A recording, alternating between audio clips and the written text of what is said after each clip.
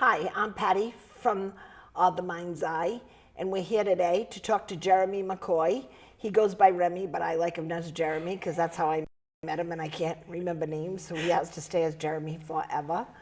Anyway, we've known each other for quite a while. We took a shaman apprenticeship program together, and we met, and we've been in each other's lives ever since.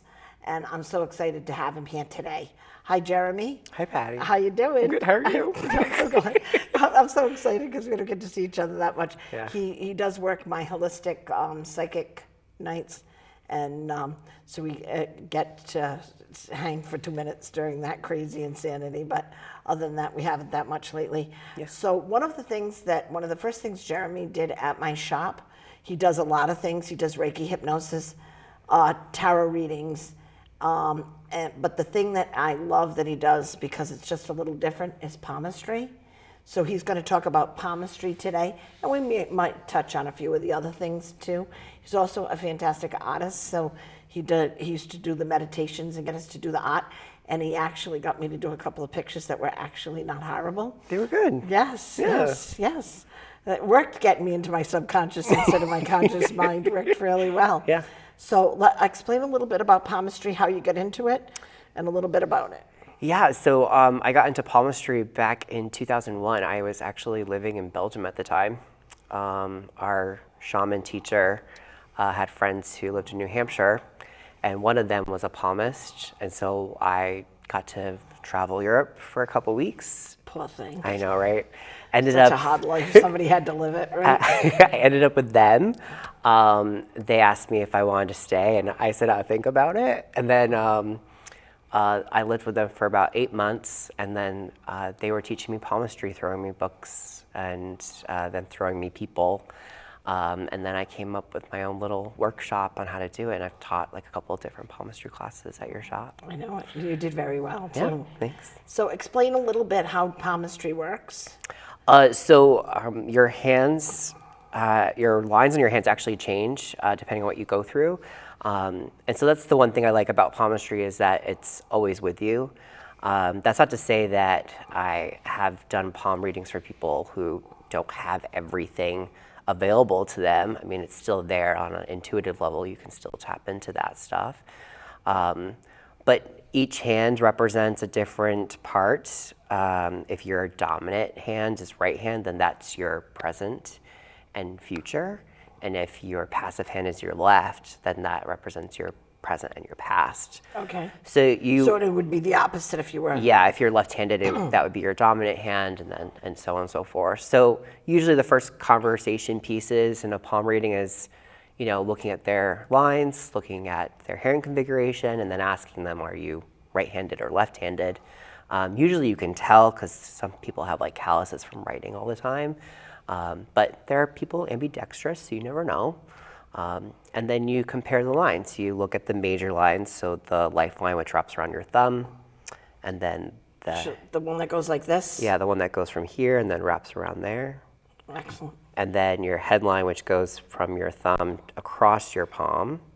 And then your heart line starts under the pinky and ends under either your forefinger or your middle finger. All right, so take some of those lines, like one of those lines, and then explain what it means. Okay. Okay. So your lifeline represents, it's kind of like literally your timeline.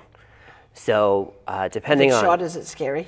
So that's usually the first question too, is like, all right, can you tell me when I'm going to die? And that's not really what palmistry is about. No. I would steer away from anyone who does. No, but everyone does it, it's for sure. But you compare the lines on each hand. So you look at the lifeline on both the dominant and the passive hand, and it starts to tell you a story.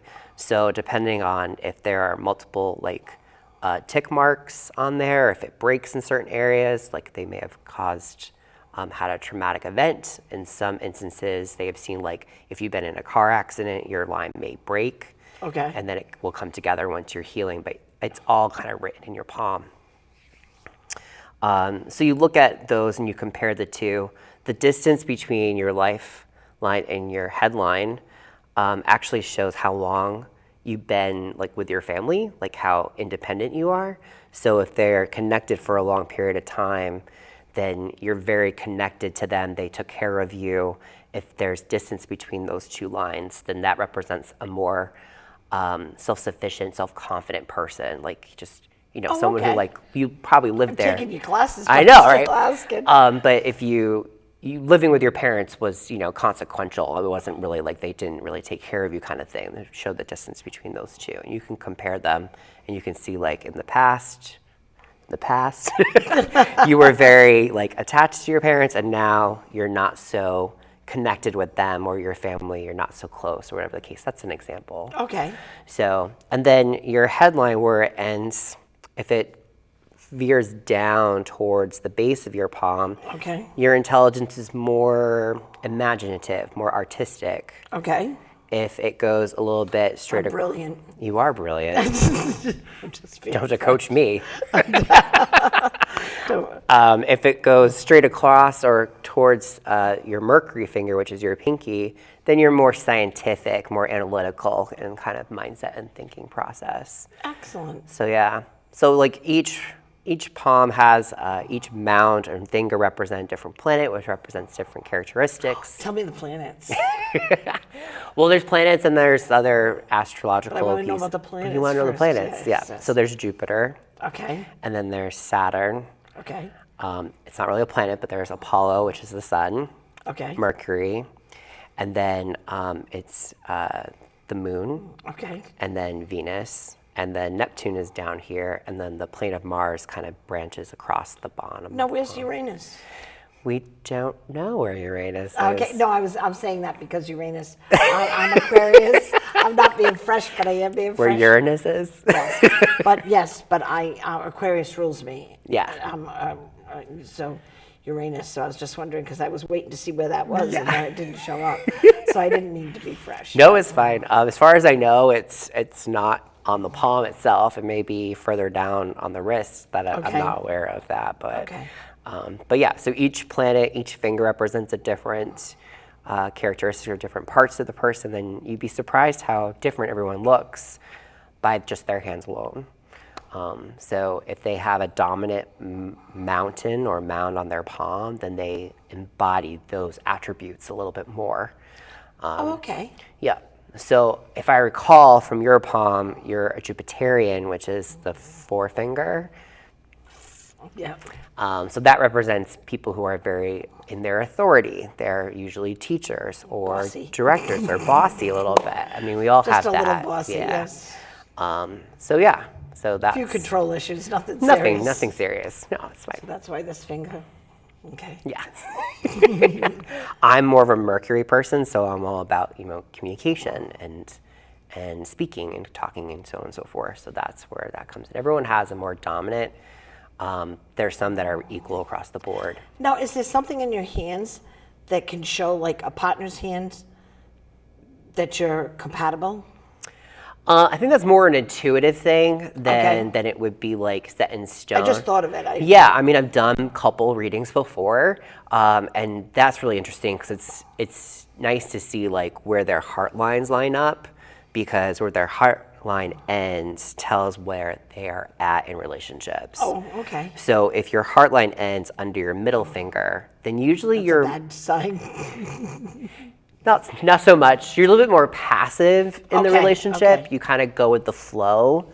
If your heart line ends under the Jupiter finger, you can kind of conducively figure out they wear the pants in the relationship. They're a little bit more bossy. They know where you're going to go and how you're going to get there and how long it should take to be there and so on and so forth. And then there are people who are split in the middle. And some people, like myself, have like a branch where I have like offshoots of the heart going a little bit to the middle and then a little bit more towards Jupiter. So there's times where Now, what does that mean? That would mean kind of a mix of both worlds. There are times where I'll go with the flow, and there are other times like, okay, we're all just kind of not doing anything. Let's come up with a plan and do it. Like take the lead kind of thing when it's necessary. Excellent. But for the most part, I kind of like lay back. Now, when people came to you for palm readings, what were they looking for more? Was it just interest in what it was? A lot of the time, it's just they've never heard of it. I mean, it's not something that people see very often anymore. You see a lot of tarot readers, you see a lot of intuitive work. Palmistry is a little bit different. Palmistry, some people had the fear of palmistry because it was known as a thing where they would then tell you something and ask for more money, which there's tarot readers that do that too. Right. But that's why I love Jeremy coming up here, coming up to my place, and because it's from the heart, you know what I mean? He's hoping as much as you're hoping that everything's good. Right. That everything's well, good I mean, the typical reader, I hope, would, kind of meet the person halfway and create a safe space. But a lot of people, when it comes to palmistry, they're like, don't tell me anything bad. And I'm like, okay, well, I'm not going to tell you anything you don't want to know. I have a spirit guide that I actually have work with me whenever I'm doing anything like that, and have him censor what I need to do, because some people, you have to really touch tone, and some people, they don't think you're real unless you're blunt. It's right. all hack, Yeah. But I have had a problem because I have someone near me that is both palmistry and that she pretends she used to pretend she was me. I actually had to get a legal letter involved. Oh, wow. Because people would go there by mistake, because it's the building right after my building. Gotcha. And go there by mistake. I don't have big signs and neon signs and everything. And no, there's a stigma. I mean, but there's a stigma in like everything. This whole thing that we're doing. Yeah. Absolutely. Yeah. In here, did you find that you got some really skeptical people though? Oh yeah, all the time. I mean, that's almost fun, isn't it? It is. It's interesting. I find it the most comical when like a wife will bring their partner, or like they'll throw their partner at me. I'm like, okay, tell me what say it what he said, and I'm just like, okay, like just because you want it to be doesn't mean it is his hand. So let's take a look. That's a right. It's just like. But there's always that skepticism. There's that disbelief. A lot of it's just very like scientific, as far as just because and it is very scientific. For the longest time, it was used to treat like health issues. So it has all that different facets to it, and there are a lot of books on the subject. Some of them like by different authors that get very long-winded, where they go like by degree of like where the line ends. And so I try to incorporate a lot of intuition and empathic ability into that piece. Because you have. From there. Right. We've talked about this many times in the show. I'm a fanatic about tools in your toolbox. Yeah. And Jeremy and I did an 18-month shamanic apprenticeship program together. And that's how we met. And we used to like to sit near each other, and then we create a whole energy little diversion in the place. Yeah, we got in trouble a lot. Yeah, we got in trouble. They wanted us to move on opposite sides. But Jeremy, at the time, you were very young, so there was sometimes I could be the mommy guidance. And he was brilliant. He could draw. He would connect into what my visions were and draw. And that was like so much fun too. Yeah. So I helped too. And so it's very similar to palmistry. It's kind of like when we did those journeys in shaman classes, we went on a meditative journey, and you would see images and I could draw them for you. It's very similar in that way. I would put my hand on their line, and as I trace down, I'll see different images and different symbols and representation of what's going on, and then I'll have that as a conversation point with them.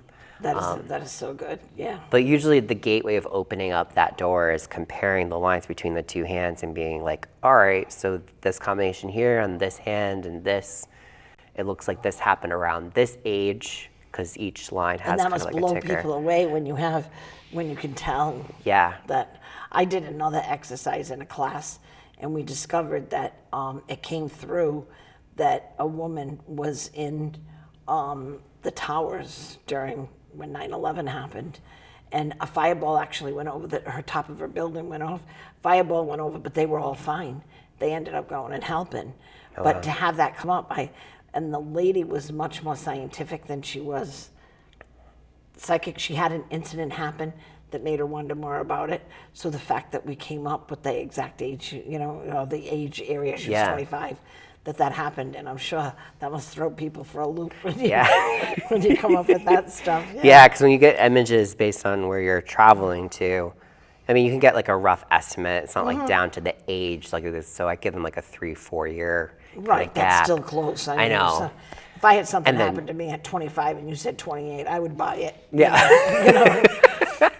You'll be surprised how people can't remember certain things like that. But I mean, I was in Belgium during 9/11 actually, so like I was drawing cards that day, and I got like a spread that didn't make any sense. So it's just really interesting how it all kind of like comes together. It's crazy too, both the palmistry on people, readings, everything can affect the readings of what's going on in the world. Yeah. That's why we've had crazy stuff for the last Yeah. few years, for sure. So tell me a little bit more, like how would you like kind of close a reading?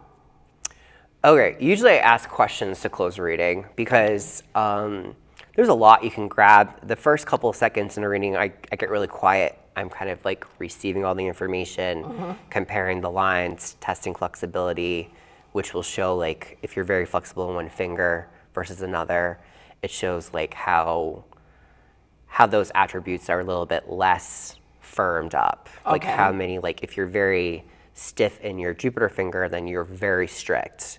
Versus if you have a nice bend to it, then you're a little bit more open to hearing, and you kind of compile that information in your brain as you're doing all of this. So usually after the first 10 seconds, I try to calm them down because now they're nervous because they think I'm like, seeing something and I'm just afraid to tell them. Okay. And then I go through my spiel. I'll pick up all this stuff. I'll put all the information together. I'm like, looks like this happened in the past and this is happening now.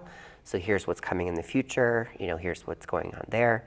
And then I'll ask them questions as to like, what were you looking for? Because there are sometimes like this comes all out of an empathic reading. Here's what I'm seeing, but it may not be answering the questions they want to know. And so there was a reading I did for a woman who just got married. She was perfectly content. She literally had she had 2 major lines and that was it. There was no other lines on her palm. And she's just like, I just want to know I'll be happy. I'm like, oh yeah, girl, you're going to be happy. I mean, there's nothing, the more lines you have in your hands, the more opportunity and options and choices you have to make. I know everyone starts looking down at their hands when I say that. I got off a lot of lines.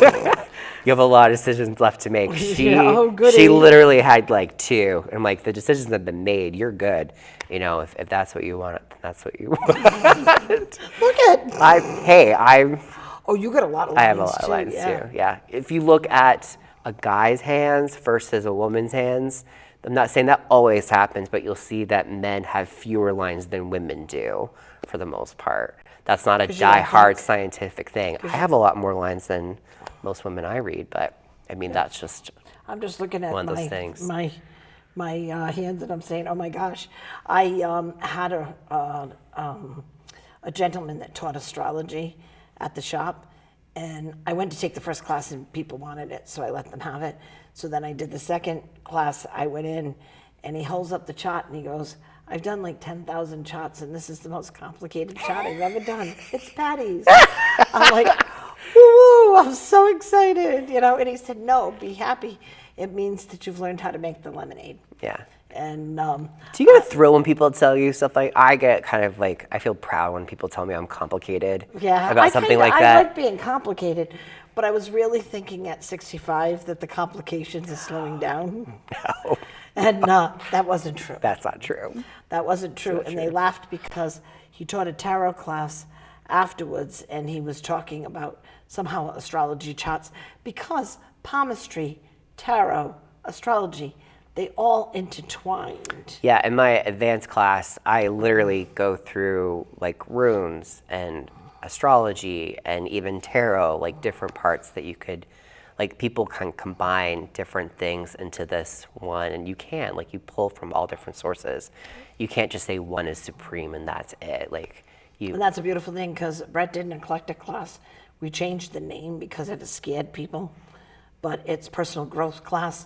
And it's combining your knowledge of palmistry and all everything the different, else. all the different options, the chakra stuff like that. system, every system you can think of somehow traces All back goes to together. yeah. So do you have any books that you would suggest that maybe that they would read that would probably have a little more clarity than some of the other things? There is. Put you on the spot. I know, right? There are quite a few.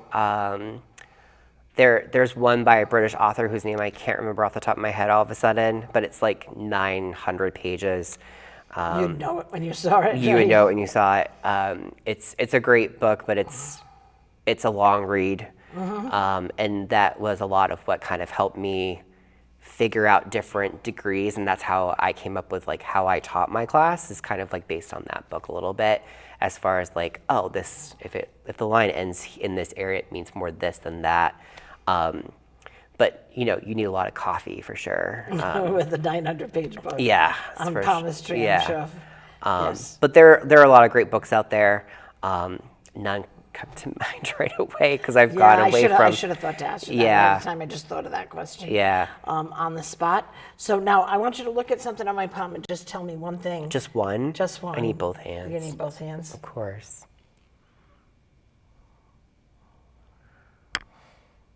So your heart line ends far way over your Jupiter finger. I know this is not going to be a surprise to you, but that has been true in both the past and the present. So that you're definitely a Jupiterian for sure. You also have this pad right here underneath your two fingers, your middle and your ring finger. That's also a representation of someone who is very sensitive and someone who's usually very intuitive and in tune with people's bodies and so on and so forth. What is that line being on both sides? What does that mean, the Jupiter line? This is the heart line, you mean, that extends over? The one that you said that I had went all the way under to Jupiter. Yeah, so the degree of where your heart line ends, if it ends way over under your Jupiter finger, the more dominant, the more bossy you are in relationships, the more you wear the pants. You've always been that way. Yes. So like you do have a couple. I cannot tell a lie. Yeah, you do have a couple lines that end in the middle of those two fingers, but they still point to Jupiter. So you've always had that. Okay, So, and those things, those bumps. the girdle of Venus. It's like a The girdle of Venus. yeah. Woo-hoo. It's like a little, I have a little one too. It's a little fat pad. It looks like an extra landmass underneath the ring and the middle finger. And that usually represents someone who's very intuitive, someone who's very in tune with their body and know where their body is at. Absolutely. Yeah. Absolutely. And very sensitive to a lot of things. And it would be empaths, probably. Yeah. That would be a big. Empaths, I mean, there are some cases where people who are just, maybe they're not aware of their empathic ability, but they're very intuitive. Like it's kind of like underneath that. So. Excellent, excellent. Tell me one of the strangest things that you got out of a palm reading. Oh gosh. That's Because you get a lot of strange things. I know, out I of a do. I palm get reading. so many. We were doing an event at a firehouse, I believe. This was quite a few years ago. Okay. And I do remember that. Yeah. Yes. And I think we did I know I did 60 readings that night. This wife literally had this guy come over to me 4 times that night just to verify different things here and there. It was just really funny. He was just like, I can't believe this. Wow. So it's really nice. She wanted to see if there was a compatibility between the two of them. She was just she was in awe of what I was getting, and he was kind of skeptical about the whole thing. And then because it was a 5-minute reading thing, so it's just we did 5 minutes, and he'd be like, okay. It's like, no, we can go back. So he kept on coming back. But the lady with, I don't see that very often, but the lady who literally had just 2 lines, that was probably that is so rare to see. As I sit there and see 50 lines in my hands. Yeah. Wow. But yeah, 2 lines. Those are really cool. Well, and it happens the same to me when I'm doing readings. It was early on doing readings. It was Daisy actually had me as her second for a house party. And I think she was doing it to help me get more people. Right, you right. know? When I first started, I had my crew, but to get me expanded when she first came to the Mindz Eye. And I remember I went to read this lady at this house party, and a lot of people were going, so she went there for social reasons. But I turned around and I go, holy crap. She rides the river of life and she does nothing. Where you and I, we get pushed up on the side and we have to get slapped back in. Yeah. And pushed up on the side and slapped back in. She just, and I bet she probably didn't have many lines on her. I do have to say though, her friend was telling me afterwards when I was talking to the group, afterwards, one of her friends said it wasn't so easy earlier. She had piled everything up in the early years and was kind of floating through the next years. So you can see that, stuff like that. Yeah, you can usually see it between the palms of the different lines, but then also like your lines keep changing. So I usually recommend people like take pictures of them so that they can see like where they've been and then compare to You where did they're a going. class where I had to send you the pictures of everybody's palm. I looked at some of those today. It's really did you? interesting to see them, yeah. So that was one of the things of like teaching too, is keeping like a diary of like your different handprints so you can see, and then, you know, write down some notes of like what was going on in your life so that you can compare them accordingly. It's a lot of fun. Yes. Yours must have changed drastically. Oh God, yeah. Did your lines change drastically? Oh yeah, a lot. Yeah, he went from a very tough life to, I mean, I'm not saying you're on easy It's not street, but easy, yeah, no. But it's a lot of happiness lot came of- into your life a lot of that stuff. you didn't have, that a lot of things you were craving for, you all kind of got like one at a time. Yep. But In they an kinda order. came in an order, yeah, a perfect order, and that kind of stuff. the way it was designed. But so you could see that in your hands, Yeah. that happened. Yeah. That is so exciting. Yeah, it's a lot of Yeah. fun. Am I still crazy? You're stop, yeah. I'm teasing you. I know. I'm teasing you. I already know my life's going to continue to be Yeah. crazy. Well, that's the plot. Well, that isn't only it. I also try to plan 28 hours. We only have every day. 24. And somewhere I haven't got through my head that there's only 24 hours Yeah. in the day. So now, are you going to start doing palm readings again? I'm thinking of starting another class with you at the Mindz Eye. I think that'd be fun. Hopefully we get more people and we can do more advanced stuff. Okay. That would be also fun too. I would love that. I was looking and over that. I have a group that sometimes, even if they're not aware of the palms all the time, the fact that they've got all the other tools in their toolbox, Yeah. it could be a really fun thing. So I would love to have that. Yeah, I think it just bridges the gap of being more empathic. Even if you're not doing a palm reading, I can kind of sense Well, what I things can are going picture. through. I mean, my pedicurist, she and I became friends. She can read tarot cards by putting her hand on the back of the card. Yeah. She holds your feet and she starts talking to you about stuff. Right. And it's like, whoa, Jack, you know what I mean? Yeah. So I'm sure she could probably just do that. Right. And a lot of us would get stuff with that. Yeah, and that's where like when you learn tarot or when you learn empathic abilities, you start somewhere and then you kind of build and you learn different ways that work best for you. Palmistry is just another way of And that's opening what that I keep up. telling. I tell my students, I think the more tools in your toolbox, and the other thing is, I love sending them to other people. Do you know what I mean? Tarot, some of what Tara's doing, I like that's different than from what I'm doing. I gladly send them to us, and we have this very cool group of people Yeah. that we've been buds for a lot of years. Since 19 Going on 20 years. Yeah. 22, 20, I think it is. 20, yeah. 22 years ago we met, Yeah. and we have a wonderful group of people. Well, I want to thank you for coming today. Thank you. And Jeremy or Remy, he's Remy McCoy on Facebook. Yep. But if you want to get a hold of him and you can't, just contact me. Yep. And I can always find him even when he doesn't want to be found. She's the best way. Yes. And I thank you so much for coming. Thank you. And I just so appreciate it. I love this because it's a topic that we haven't discussed. Yeah. So I'm very thrilled. Thank you so much for coming. Thank and you. Have a great day.